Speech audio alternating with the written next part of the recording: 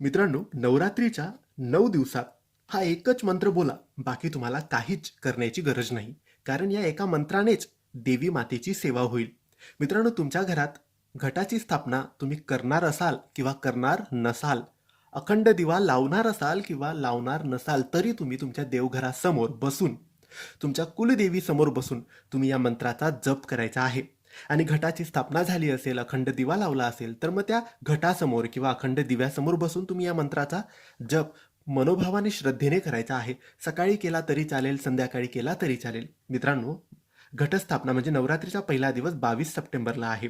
22 सप्टेंबरपासून 1 ऑक्टोबर नवमीच्या दिवसापर्यंत तुम्हाला हा मंत्र जप सकाळी किंवा संध्याकाळी कोणत्याही एका वेळेस करायचा आहे. एकूण 10 दिवस यावेळेस नवरात्री असणार आहे.